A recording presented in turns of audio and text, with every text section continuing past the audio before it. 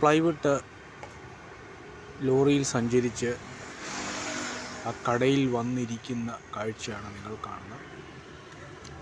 UP Moradabad വ്യവസായ മേഖലയിലുള്ള ഒരു ലോറിയാണ്. ഇന്ത്യയിലെ ബ്രാസ് വർക്കിന് പേരുകേട്ട സ്ഥലമാണ്. വടക്കൻ ലോറികളെല്ലാം മൂടിക്കെട്ടിയ രീതിയിലാണ് പണികൾ.